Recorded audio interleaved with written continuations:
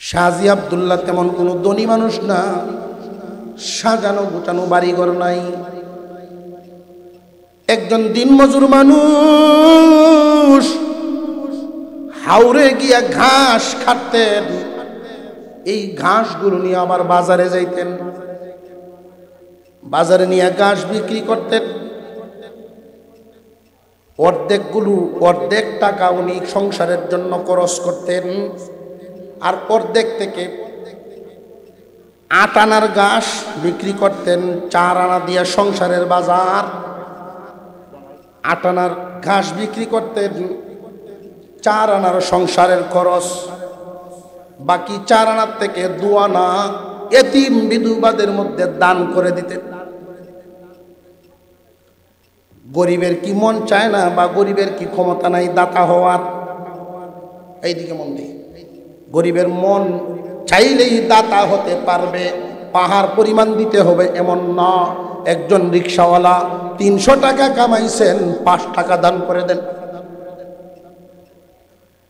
শাহজি আব্দুল্লাহ 2 টাকা দান করে দিতেন, 2 আনা। আর 2 আনা জমাইতেন, জমাইতে যখন একটু বেশি হইতো, দেওবন্দের হুজুরগণকে দাওয়াত করে তার বাড়িতে এনে খাওয়াইতেন।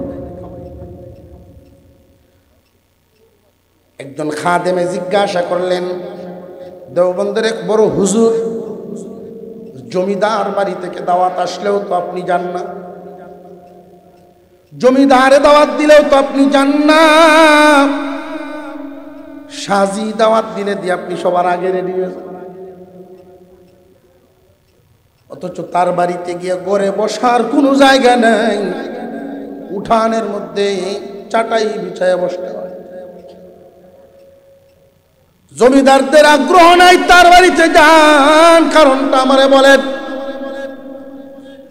হুজুর বলেছিলেন, বাবারে, শাহজির বাড়িতে যেই দিন খানা খায়া আসি, শাহজির বাড়ি থেকে খানা খায়া আসলে 40 দিন পর্যন্ত এর আসর পাই, আসর।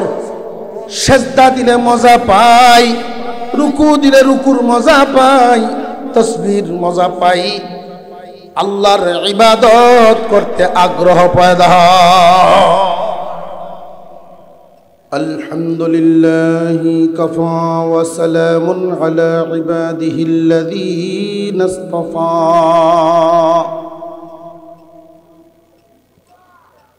আম্মা বা'দু ফাআউযু বিল্লাহি মিনাশ শাইতানির রাজীম। বিসমিল্লাহির রহমানির রহিম। ইয়া আইয়ুহাল্লাযীনা আমানু কুলু মিম্মা ফিল আরদি হালালান তাইয়্যিবা ولا تتبعوا خطوات الشيطان إنه لكم عدو مبين صدق الله العظيم. وقال رسول الله صلى الله عليه وسلم إن الله طيب لا يقبل إلا طيبا. وصدق رسوله النبي الكريم ونحن على ذلك من الشاهدين والشاكرين والحمد لله رب العالمين. اللهم صل على محمد وعلى آل محمد كما صليت على إبراهيم وعلى آل إبراهيم إنك حميد مجيد اللهم بارك على محمد وعلى آل محمد كما باركت على إبراهيم وعلى آل إبراهيم إنك حميد مجيد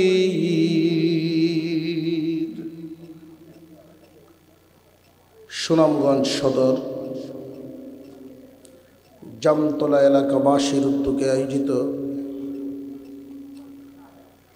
ষষ্ঠ বার্ষিক ইসলামী মহাসম্মেলনের চলতি অধিবেশনের শ্রদ্ধাভাজন সভাপতি সাহেব, উপস্থিত হযরত উলামায়ে কেরাম, মুরব্বিয়ান আযম, সর্বস্তরের সুধী সমাজ, আল্লাহ পাক রব্বুল আলামিনের দরবারে শুকর আদায় করি, যিনি একান্ত দয়া করে আমাদেরকে মানুষের কুলে জন্ম দিয়েছেন এবং মুমিন মুসলমানের ঘরে জন্ম দিয়েছেন। আল্লাহ ইচ্ছা করলে যে কোনো একটা প্রাণীও বানাইতে পারতেন, কোনো কাফেরের ঘরেও পাঠাইতে পারতেন। আল্লাহ আমাদেরকে সৃষ্টি করছেন মানব রূপে, পাঠিয়েছেন ইমানদারের ঘরে, যেই কারণে খুব সহজেই ইমান আনা সহজ হয়ে গেছে, খুব সহজেই ইমানদার হতে পারছে।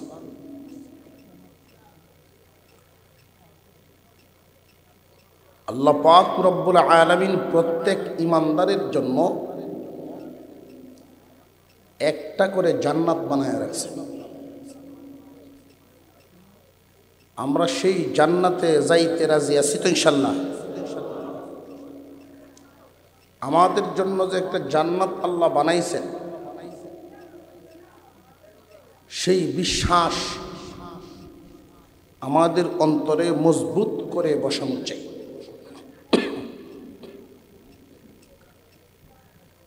কর্তৃপক্ষের পক্ষ থেকে একটা বিষয় নির্ধারণ করা হয়েছে। তারা বলেছেন হালাল হারাম নিয়ে কিছু আলোচনা করার জন্য।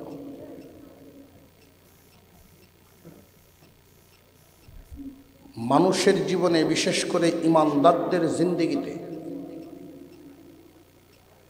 একজন ইমানদার মুমিনের জন্য হালাল এবং হারামের পার্থক্য করে জীবনযাপন করা অত্যন্ত জরুরি। নবীজির হাদিসের একখানা টুকরা আপনাদেরকে শুনিয়েছি। আল্লাহর রাসূল বলেন, ইন্নাল্লাহা তাইয়্যিবুন লা ইয়াকবালু ইল্লা তাইয়্যিবা। মহান আল্লাহ পাক পবিত্র। আল্লাহ জাম দিলে একটু ছুটায়। আল্লাহ পবিত্র এবং পবিত্রতা ছাড়া আল্লাহ কবুলও করেন না। দুনিয়ার জমিনে আমরা দুনিয়ার নজরে দেখলে একরকম দেখা যায়, আর দ্বীনি নজরে দেখলে চিত্রটা আরেক রকম দেখা যায়। একজন মানুষ কখনোই হারামকে দিনদার হতে পারবে না। বর্তমান সময়ে যেই চিত্রগুলো আমরা দেখতে পাই, আমার পরনের যেই কাপড়টা আছে সেটা কি হালাল পয়সার কিনা, আমার পেটে যেই খাবার আছে সেই খাবারটা কি হালাল কিনা, আমি যেই ঘরে বসবাস করছি সেই ঘরটা কি হালাল পয়সা দিয়ে বানানো কিনা, আমি যেই বিছানায় ঘুমাই সেই বিছানাটাও কি হালাল পয়সা দিয়ে তৈরি কিনা, এই চিন্তা ভাবনাটা মানুষের অন্তরে বর্তমান সময়ে খুব কম।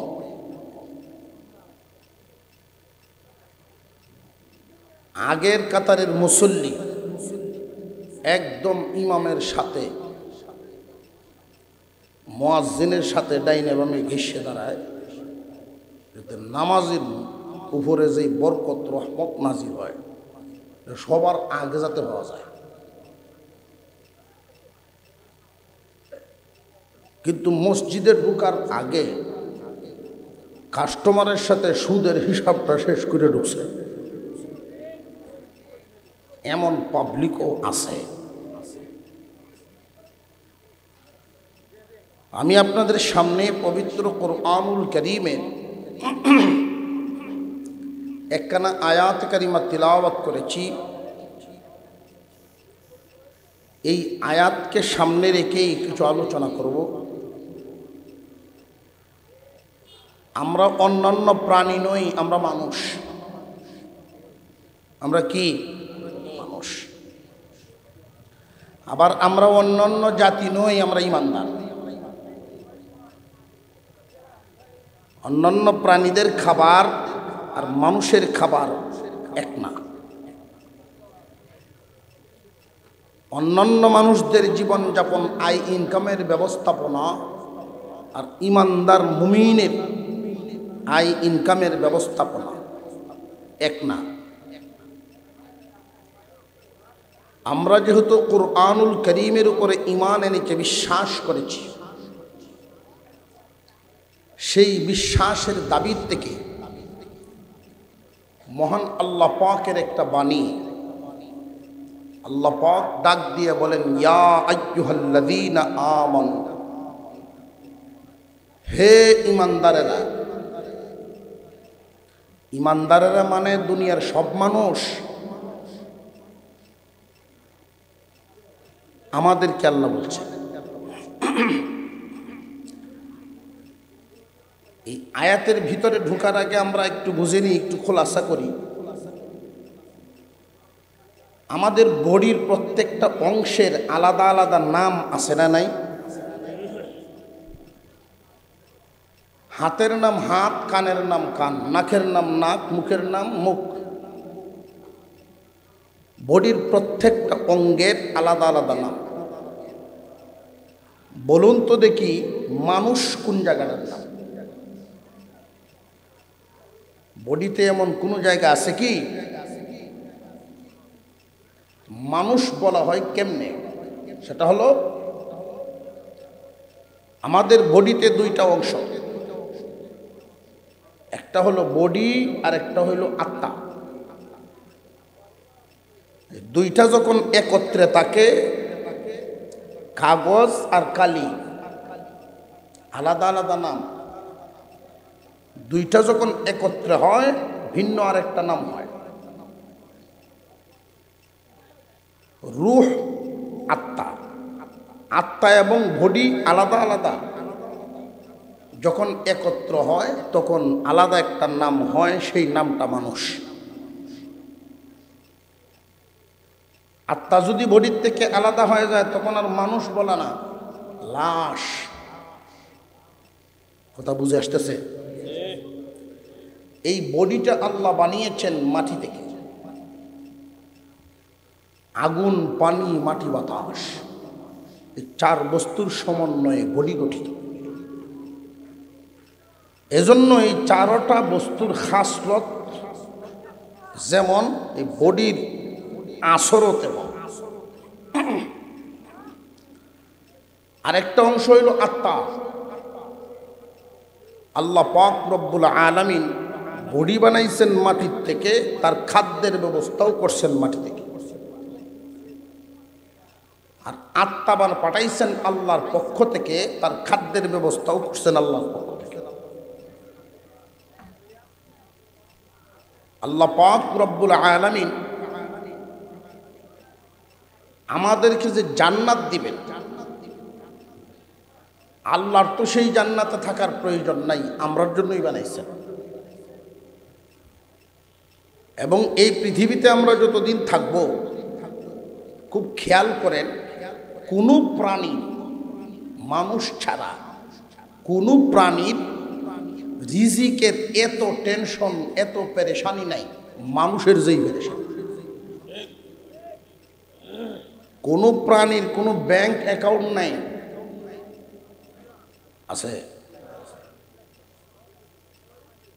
অথচ মানুষের সাথে মানুষের চাইতে খাবার বেশি লাগে এমন প্রাণী জমিনে আছে না নাই? জলজ প্রাণী, স্থলে প্রাণী, আকাশ উড়ন্ত প্রাণী। বিশেষ করে জলে স্থলে এমন প্রাণীও রয়েছে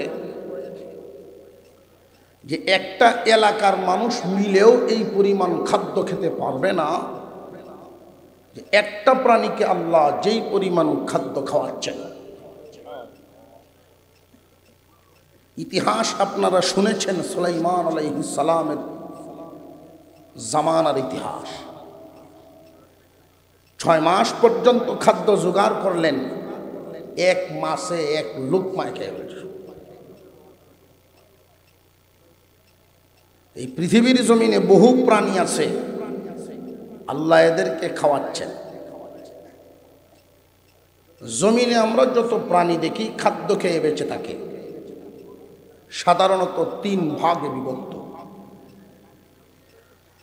এই 3 প্রকার খাদ্যের মাধ্যমে বেঁচে থাকা প্রাণীরা এরা খাদ্যটাও গ্রহণ করে 3 পদ্ধতিতে। যে যেমন আল্লাহ তাকে খাদ্যও মিলাইয়া দেন তেমন।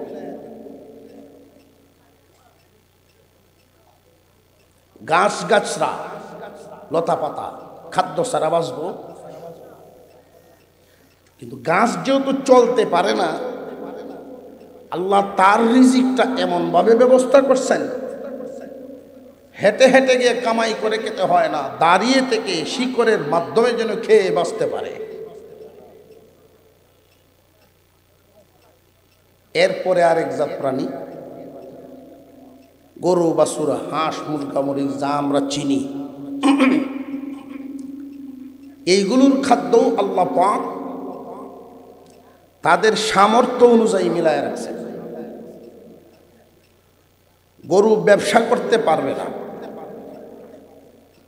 কুকুরে গৃহস্থী করতে পারবে না,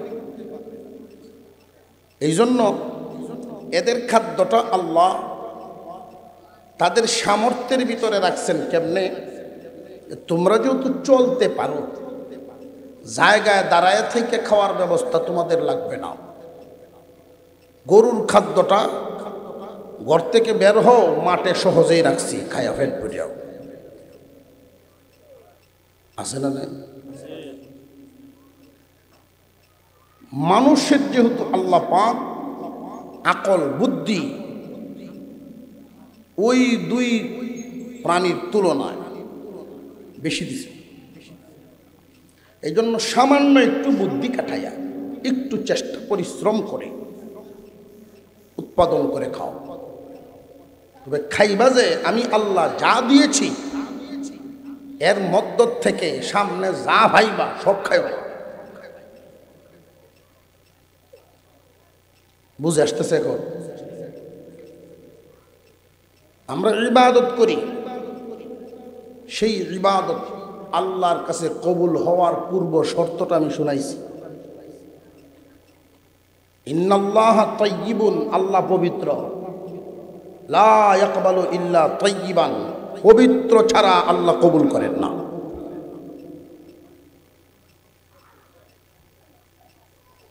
মুসলমান ইমানদার ভাইরা আমার, আল্লাহ পাক রব্বুল আলামিন হুকুম করেছেন, জমিনের মধ্যে তোমাদেরকে আমি যা কিছু দিলাম, মিম্মা ফিল আরদ, কুলু, তোমরা খাও পান করো। আরেক জায়গায় কুলু ওয়াশরাবু, তোমরা খাও পান করো, মিম্মা ফিল আরদ, জমিনে যা রেখেছি তোমরা এখান থেকে তোমরা খাও। তবে খাওয়ার ক্ষেত্রে বিবেচনা করিয়া খাইবা হালালান তাইয়্যিবা, পাক পবিত্রতা খাইবা। এই পাক পবিত্রতা খাওয়ার ক্ষেত্রে বেঈমান আর ইমানদারের মধ্যে একটা পার্থক্য আছে। হালাল আর হারাম, হালাল আর হারাম।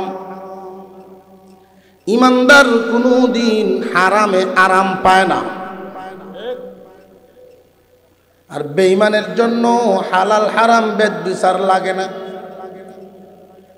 উদাহরণ সহজে বোঝার জন্য বলি,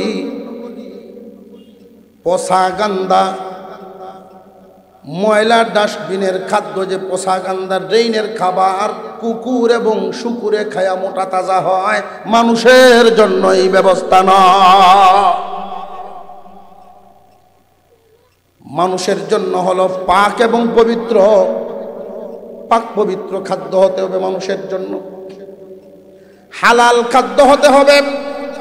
এই হালাল খাবারটা যারা গ্রহণ করবে, হাদিসের মধ্যে আসছে গাম জড়ায়া যারা উপার্জন করে, আল্লাহর পয়গম্বর বলেন গাম জড়ায়া উপার্জন করে যারা সংসার চালায়, শুনো রে আমার উম্মত, এই মানুষগুলো আল্লাহর বন্ধু হয়ে যায়। দুনিয়ার জমিনে আমাদেরকে যেই পেট দিয়েছেন আল্লাহ, এই পেট ভরার জন্য সুদ খাওয়া লাগে না। বর্তমান সময়ে আল্লাহ তাআলা অনেক লাইন খুলে দিয়েছেন। এইখানে পার্থক্য করলে হালাল পথেও ইনকাম করা যায়, হারাম পথেও ইনকাম করা যায়। অনেক মানুষ এমন আছেন হালাল পথে ইনকাম করে জীবন যাপন করেন, আবার অনেকেই এমন আছেন হালাল হারাম বেদ বিচার করে না। হালাল পথের যত ইনকাম আছে এর মধ্যে সর্বনিম্ন মানের সবার নিচের ইনকাম ভিক্ষা করা, আর হারাম পথের যত ইনকাম, হারাম পথের যত আয়, এর মধ্যে সবচেয়ে জঘন্য সবার উপরে হইল সুদ। আফসোসের সাথে বলতে হয় বর্তমান সময়ে সুদকে আমরা ঘৃণার চোখে দেখি না, ঠিক না বেঠিক?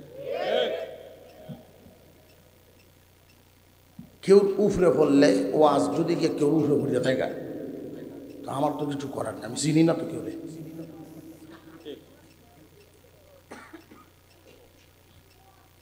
সুদের বহু স্তর আছে। সুদের যে গুণাটা, এই গুণার যে কয়েকটা স্তর, এক বর্ণনায় আসছে 70টা স্তর, আরেক বর্ণনায় 99টা স্তর। সবগুলো স্তর তো আর আপনাদেরকে শোনাতে পারবো না, সবার নিচের স্তরটা শোনাবো আর সবার উপরের স্তরটা শোনাবো। একজন মুমিন যদি ইমানদার বলে দাবি করে, তখন সেই সিদ্ধান্ত নিবে সামনের দিন কোন ভাবে কাটাবে। হালাল খাবারের একটা আসর আছে, আবার হারামেরও একটা আসর আছে, আছে না নাই? হালাল খাবারের যেই সরল অর্থটা পাক খাবার, আর হারামের আরেকটা অর্থ নাপাক, পাক এবং নাপাক। একজন মানুষ সারাদিন ভিক্ষা করে কিছু জমাইল, এটা কি তার জন্য নাপাক না পাক? কথাটা বুঝে আসতেছে আপনাদের? হালাল লাইনের নিম্নমানের হইলেও এটা কি লাইনটা তো হালাল। ইসলামের শরীয়তে, ইসলামী শরীয়তে দুইটা বস্তু হালাল এমন আল্লাহ পছন্দ করেন না, আল্লাহর কাছে অপছন্দ, তবে হালাল। তবে কি যে আল্লাহর কাছে অপছন্দ, তো হালাল কেন? মানুষ যেন বেশে বায়ে পড়িয়াও মরা থেকে বাঁচতে পারে, না খায়া যেন মরে না, না খায়া মরা থেকে অন্তত ভিক্ষা করে বাঁচো। কারণ ভিক্ষা করে যারা খায় এদের সম্মান বলতে আর থাকে না, জানটাই থাকে।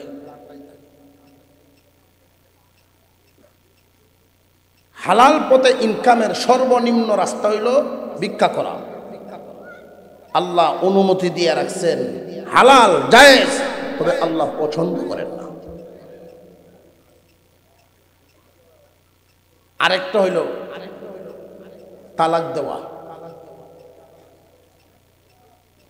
ইসলামী শরীয়তে তালাক দেওয়া জায়েজ, তবে আল্লাহ পছন্দ করেন না। আল্লাহ চান একটা সংসার জুড়ে থাকুক, স্বামী স্ত্রী একসাথে মিলেমিশে চলো। স্বামী স্ত্রী একসাথে বৈশাখ কথা বললে নফল নামাজের সওয়াব। একজন আরেকজনের মুখে যদি খাবার উঠায়া দেয়, এই পরিমাণ খাবার, এই পরিমাণ স্বর্ণ সদকা করার সওয়াব।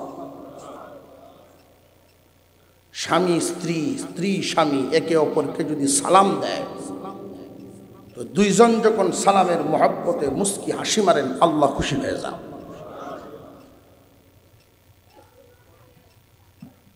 আপনাদেরকে যে এই বিষয়টা বোঝানোর উদ্দেশ্য, এই যে 6 ইঞ্চি পেট, এই পেটটা ভরার জন্য হারাম খাওয়া লাগে না।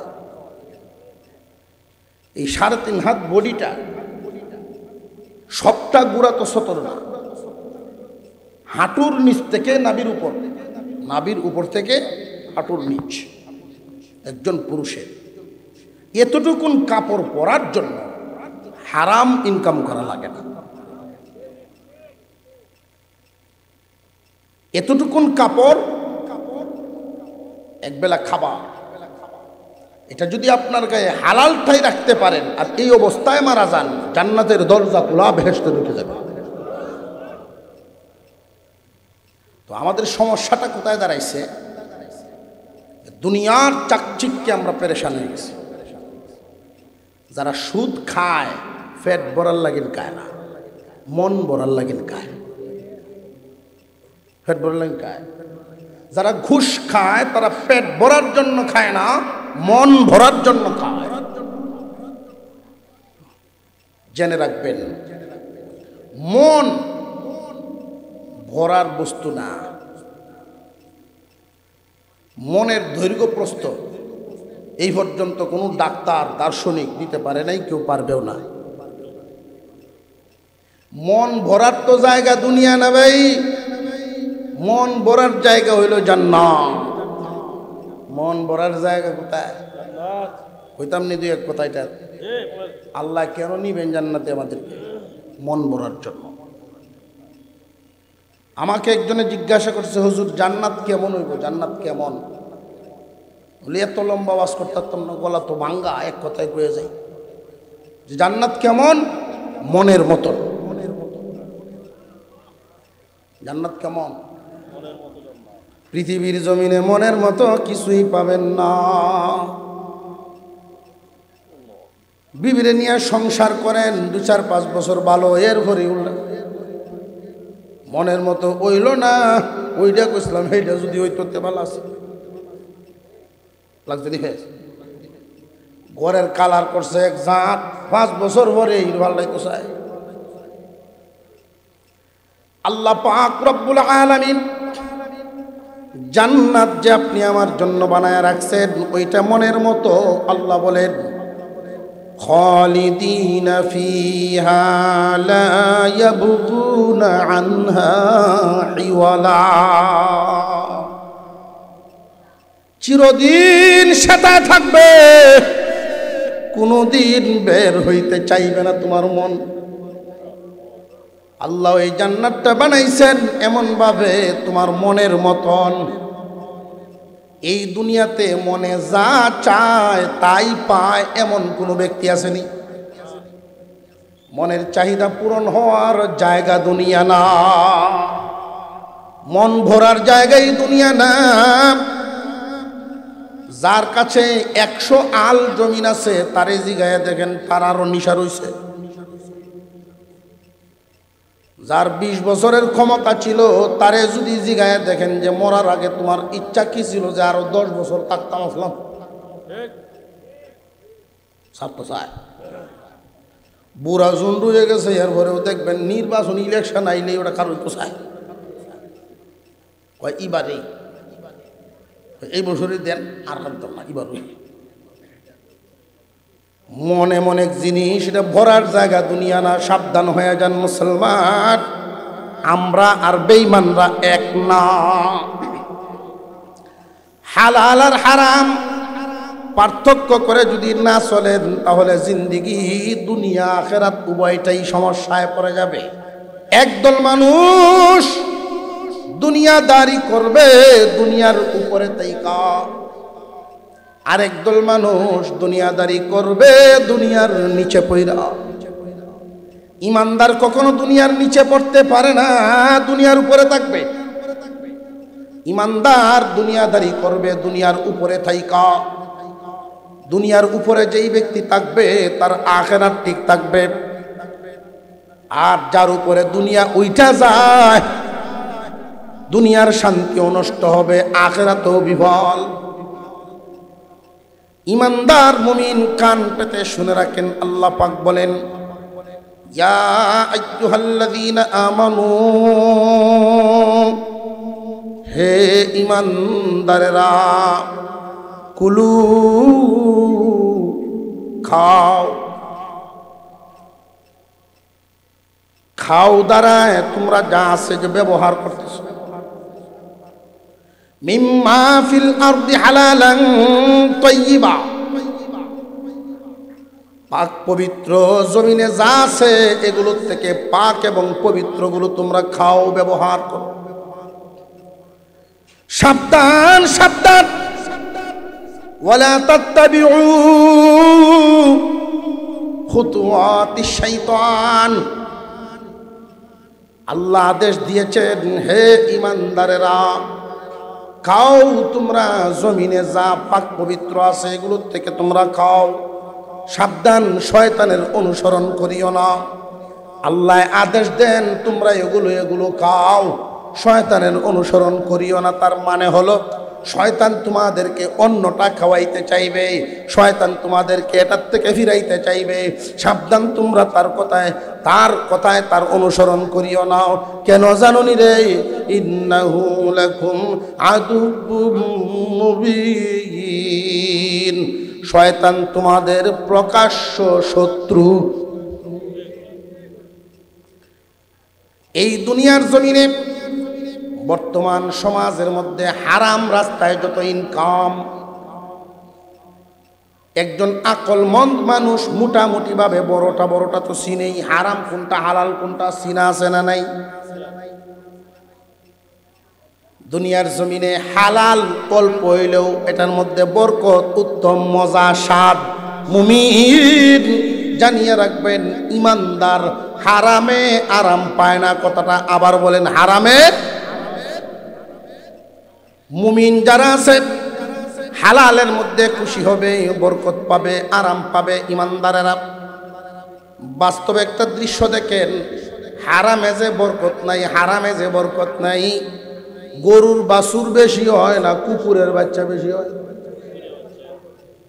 একটা কুকুরের যে পরিমাণ বাচ্চা হয়, গরুর বাছুরের মতো যদি টিকতো, রাস্তাঘাটে হাঁটন চলে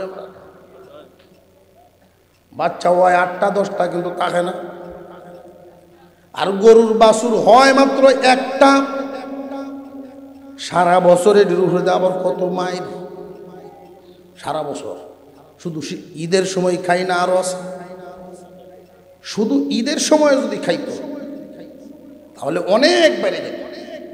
বছরের মাঝখানে কি পরিমাণ খাওয়া হয় রে, জমে খাওয়া খাইতেছে। এরপরেও জমিনে তাকায় দেখবেন কুকুর বেশি না গরু বেশি?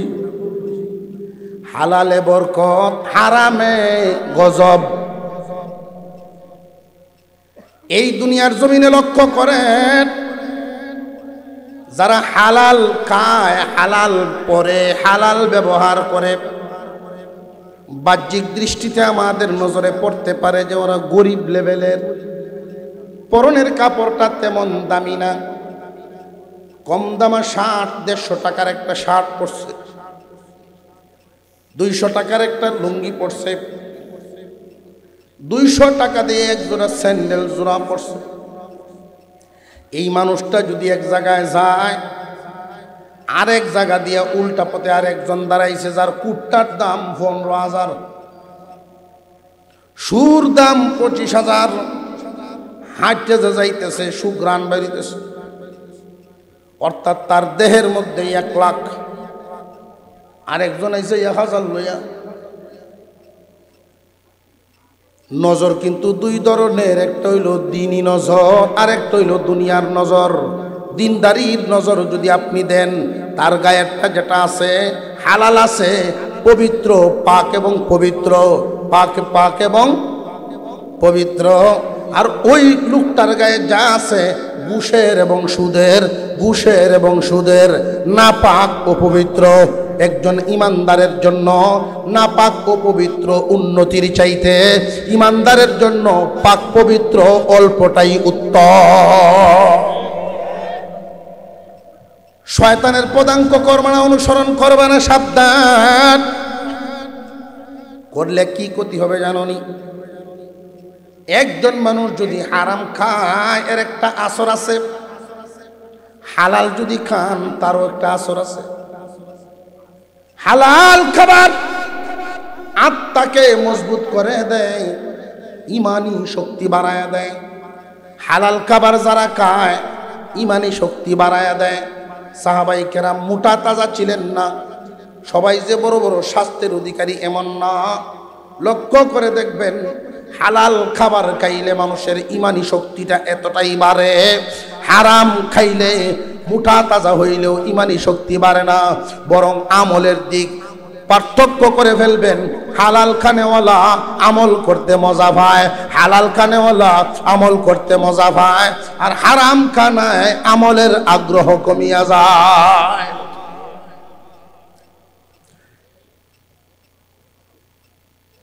দেওবন্দ মাদ্রাসার পাশেই একটা গ্রাম, দেওবন্দ মাদ্রাসার পাশের গ্রাম। একজন মানুষ, সাধারণ মানুষ, কৃষক। তবে যদিও লোকটা কৃষক, তার একটা গুণ অনেক ভালো। কি গুণ? যে আলেম ভক্ত। কি ভক্ত? আলেম ভক্ত। লোকটা গরিব মানুষ ছিল, অনেক গরিব। ইমানদার গরিব হতে পারে কিন্তু অসম্মানী না।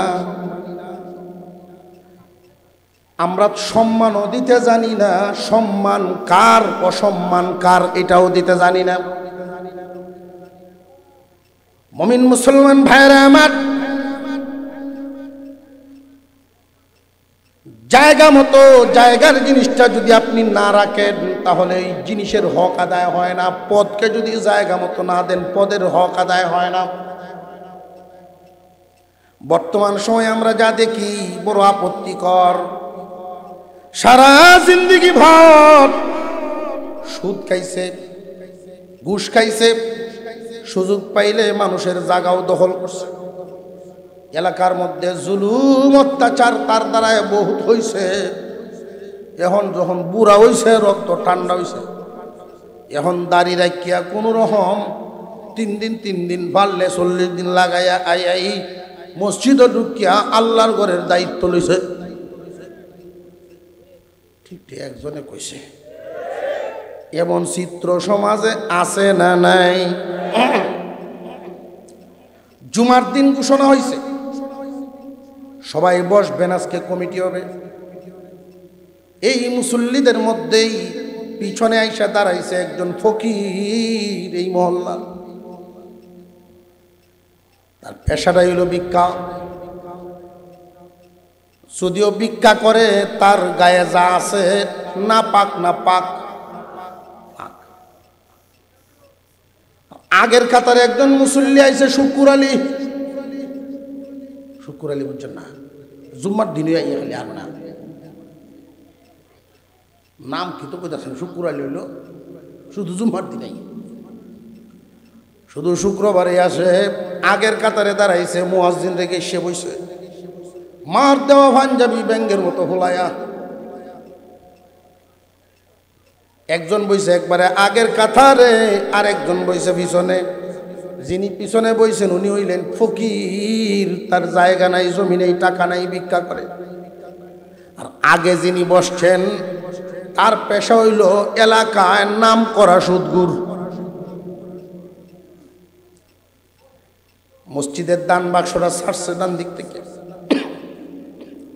আইতাছে কিছু কিছু মানুষ দেখবেন খেয়াল করে কেলা কিতা দেয় লোক করা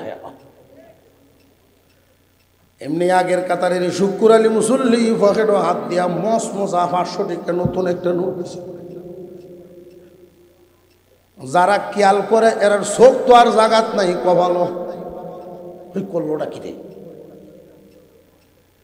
এইভাবে বাক্স ঘুরতে ঘুরতে গিয়ে যখন পিছনে গিয়া টেকছে ফকির বেচারা তার সামর্থ্যের ভিত্তিতে যা ইনকাম ওইখান থেকে তারও মন চায় দান বাক্সে 5 টাকা দেই তার 5 টাকা কি না পাক না পাক আর ওই 500 বুঝে আসতেছে তো জমার পরে সব মানুষ বইছে এই ফকির বেচারাও বইছে কে নিছে তার তো ফত থাকবো দূরের কথা মতামতেই নাই ফত থাকবো দূরের কথা মতামতেই আর বাকিদের মধ্যে ঠেলা ধাক্কা শুরু হয়েছে সভাপতি যদি বানানি লাগে সেক্রেটারি যদি বানানি লাগে লোক বুঝিয়া বানাইয়েন লোক বুঝন কেমনে কয় দেখ কোন খেলা কিতা করন যায় যার হাত লম্বা তারে দেন হদ যার হাত লম্বা ইশারা কিতা দিতেছে বুঝছেন তো এই মসমসা সঠিক এটা দানের হাত লম্বা সুরে সুরি হরিয়া গরু আইন কুরবানি দিছে সুরির গরু কুরবানি দিছে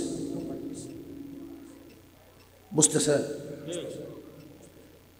বিয়াই আইসে ভোরের দিন গরু কত দিয়ে আনছিলেন হ্যাঁ গরু কত দিয়ে আনছিলাম আপনি বোঝা যায় আমার চিনেন না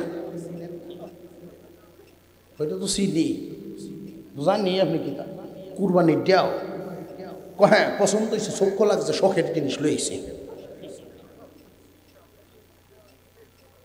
আপনি কুরবানি দিতে গেলেন এটা সবটা আপনি কি ভাইলেন ও চুরি উঠছি কোনো হয়েছে কুরবানি দিছি সব হয়েছে আমাদের এই দেশে বহু শিল্পপতি বহু রাজনীতিবিদ কলমের কুছায় হাজার হাজার কোটি টাকা লুট করিয়া আবার মসজিদও বানায় দেয় হাজার হাজার কোটি টাকা জনগণের আত্মসাৎ করিয়া আবার এতিমখানা বানায় দাতা হিসেবে আত্মপ্রকাশ করে মানুষ আসল নকল না বুঝিয়া আল্লাহ কোনটা চান কোনটা গ্রহণ করেন না ওইটা না বুঝিয়াই শুধু লাফায় আর লাফা মুসলমান আমি আগেই বলছি আল্লাহর পয়গম্বর বলেন ইন্নাল্লাহা তাইয়্যিবুন আল্লাহ পবিত্র লা ইয়াকবালু ইল্লা তাইয়্যিবা পবিত্র ছাড়া আল্লাহ গ্রহণ করেন না মসজিদ কমিটি হইতেছে বিভিন্ন পদে আমরা দিতেছি এলাকার সুদকুররে সেক্রেটারির পদ আল্লাহর ঘরের হক আদায় হয় না বরং তামাশা হয় যেই মানুষটা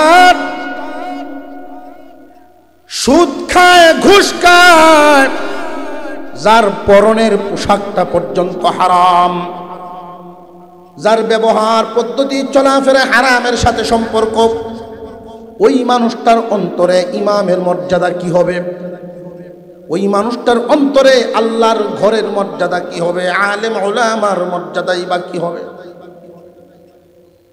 সুদখোরের সর্বনিম্ন স্তর আর সর্বোচ্চ স্তর দুইটা শুধু বলবো সর্বনিম্ন স্তর আল্লাহর রসুল বলেছেন আপন মায়ের সাথে জিনা করার সমান। সবার মুখ দিয়ে লড়ছে না? আপন মায়ের সাথে জিনা করার সমান। আরো জোরে কন্যা নাউযুবিল্লাহ। যেই মানুষগুলো সমাজে এইরকম কোনো একটা কর্ম করে, কোনো একটা সমাজে যদি এমন হয়, কোন সভ্য সমাজ এমন ছেলেকে সমাজে রাখবে না বঞ্চিত, সমাজের সাথে মিশায়া রাখবে না বয়কট করবে। আমরা সুদখোরদেরকে বিভিন্ন পদে দিয়ে আরো ইজ্জত দেই, বয়কট তো করেই না, বরং আরো সম্মানী বানাই।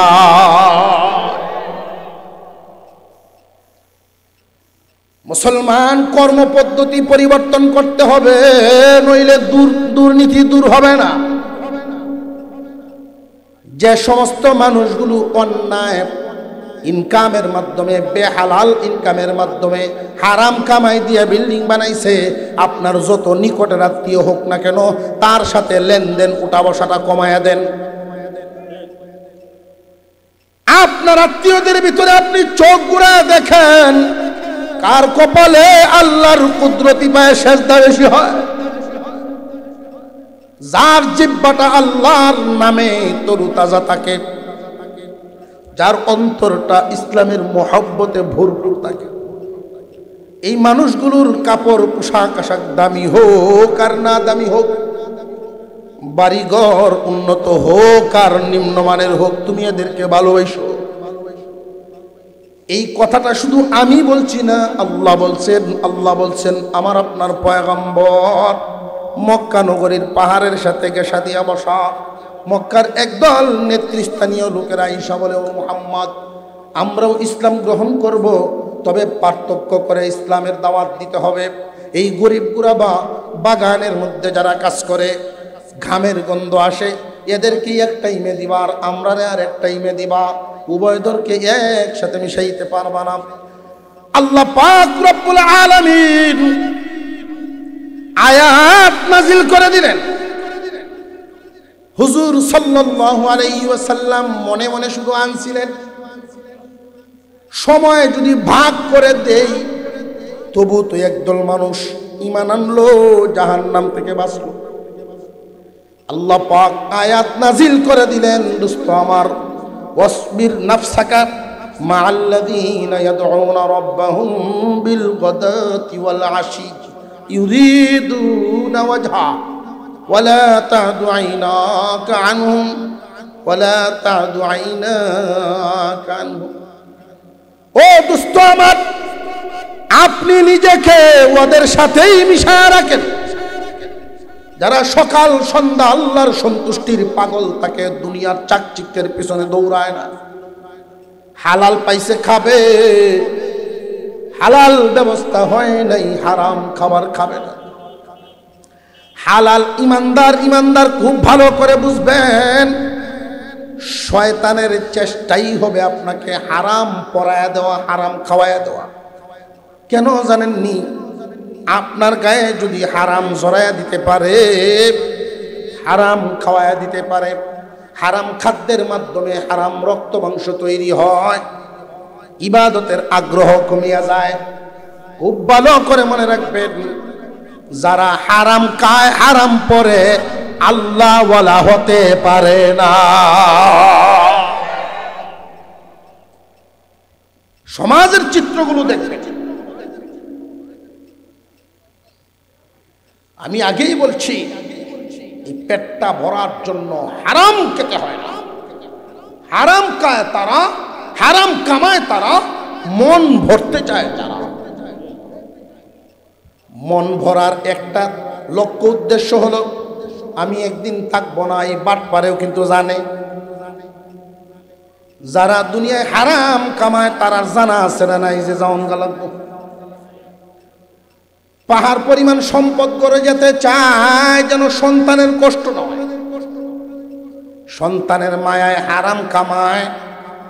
আমি পায়ে হাত দিয়ে বলে অনুরোধ জানাই, ইমানদার মুমিনের ঘরে আল্লাহ জন্ম দিয়েছেন, কাফেরের ঘরে দেন নাই।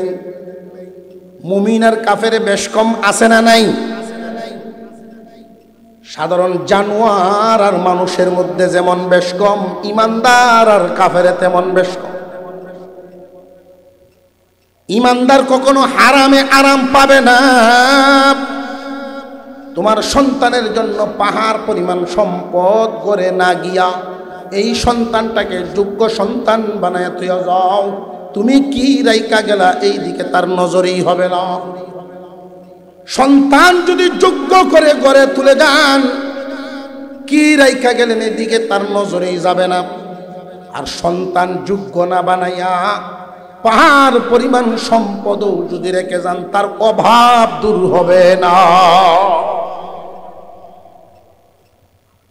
মুসলমান ইমানদার সন্তান যোগ্য হয় কেমনে? হারাম খাওয়াইয়া কখনো না।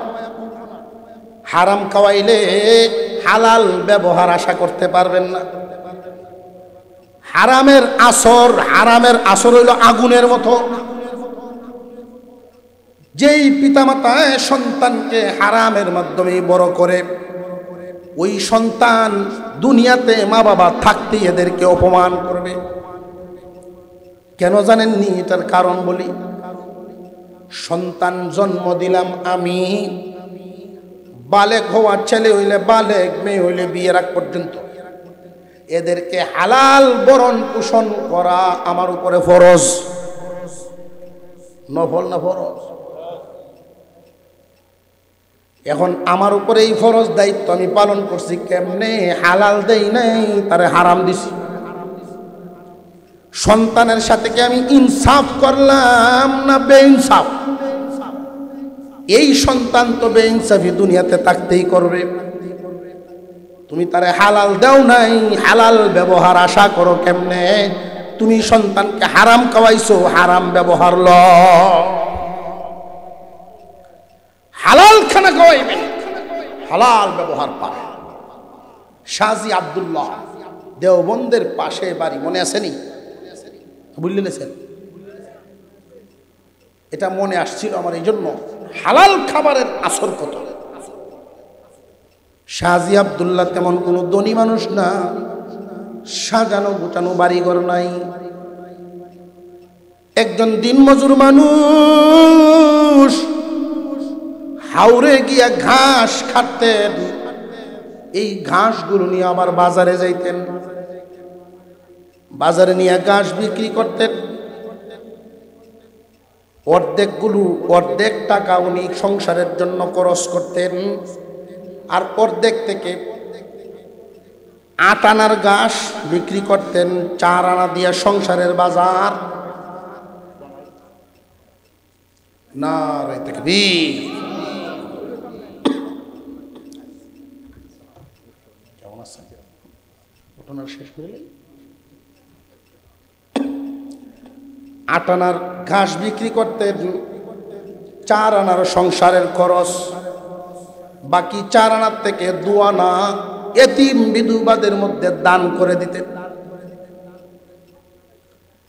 গরিবের কি মন চায় না, বা গরিবের কি ক্ষমতা নাই দাতা হওয়ার? এইদিকে মন নেই। গরিবের মন চাইলেই দাতা হতে পারবে, পাহাড় পরিমাণ দিতে হবে এমন না। একজন রিক্সাওয়ালা 300 টাকা কামাইছেন, 5 টাকা দান করে দেন। শাহজি আব্দুল্লাহ 2 টাকা দান করে দিতেন, 2 আনা। আর 2 আনা জমাইতেন, জমাইতে যখন একটু বেশি হইতো, দেওবন্দের হুজুরগণকে দাওয়াত করে তার বাড়িতে এনে খাওয়াইতেন। একজন খাদেমে জিজ্ঞাসা করলেন, দেওবন্দের এক বড় হুজুর, জমিদার বাড়ি থেকে দাওয়াত আসলেও তো আপনি যান না, জমিদারে দাওয়াত দিলেও তো আপনি যান না, শাহজি দাওয়াত দিলে দিয়ে আপনি সবার আগে রেডি হয়ে যান, অথচ তার বাড়িতে গিয়ে ঘরে বসার কোনো জায়গা নাই, উঠানের মধ্যে চাটাই বিছায় বসতে হয়। জমিদারদের আগ্রহ নাই তার বাড়িতে যান, কারণটা আমারে বলেন। হুজুর বলেছিলেন, বাবারে, শাহজির বাড়িতে যেই দিন খানা খায় আসি, সাজির বাড়ি থেকে খানা খায় আসলে 40 দিন পর্যন্ত এর আসর পায় আসর। সেজদা দিলে মজা পাই, রুকু দিলে রুকুর মজা পাই, তাসবির মজা পাই, আল্লাহর ইবাদত করতে আগ্রহ পয়দা হয়। হালাল খানার আসর আর হারাম মানুষকে জ্বালায়, না দুনিয়াতে শান্তি না আখিরাতে শান্তি। বিশেষ করে হারাম ইনকামের মধ্যে সবচাইতে খতরনাক ক্ষতিগ্রস্ত সুদ, যেটা একটাই বললাম, সর্বনিম্ন স্তর আপন মার সাথে। এই সুদকুরদেরকে আর সম্মান দেওয়ার মতো যোগ্য ওরা সমাজে। এদেরকে যদি আপনি সম্মানের জায়গায় রাখেন তাহলে মুসলমানই আমাদের যেই রীতিনীতি আদর্শ, যেই আদর্শ আমরা গড়তে চাই, যেই সমাজ গড়তে চাই, সেই ব্যবস্থাপনার বিরুদ্ধে আপনি অবস্থান নেবেন। এদেরকে সামাজিকভাবে বয়কট করে, সামাজিকভাবে যদি এদেরকে আমরা হেয় প্রতিপন্ন না করি তাহলে এই বদমাইশি, এই বদভ্যাস ওরা ছাড়বে না। সুদকুরদের সর্বোচ্চ যেই সীমাটা সেটাও বলে দিই। সুদ হারাম, সুদ নিকৃষ্ট, নিম্নটা শুনাইলাম। এরপরেও যদি সুদ না ছাড়ে, কোরআনের আয়াত নাজিল হয়ে গেছে, আল্লাহ এবং রসুলের বিরুদ্ধে যুদ্ধের প্রস্তুতি নাও। আল্লাহ এবং রসুলের বিরুদ্ধে যুদ্ধ করবে, ঈমান থাকবে না কাফের?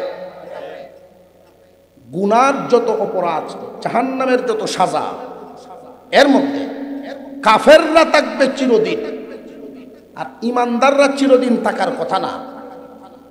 সুদখোর যারা হবে, সুদের পাপিষ্ঠ যারা, ওদের ব্যাপারে খালিদিনা ফিহা বলা হয়েছে, চিরদিন জাহান্নামে থাকবে। কারা ওই পর্যায়ে পৌঁছেছে, সুদ খাইতে খাইতে মরছে, সুদ দিতে দিতে মরছে, খাইতে খাইতেই মরছে, তওবা নসিব হইছে না, ঈমান গেছে না, ঈমান ছাড়া গেছে। আল্লাহ এবং রসুলের বিরুদ্ধে অবস্থান নিয়েছে। আল্লাহ পাক আমাদেরকে পরিবার পরিজন নিয়ে যখন যাই যতটুকু আল্লাহ মিলান, হালাল পথে থাকার তৌফিক দেন, হালাল খাবারের তৌফিক দেন।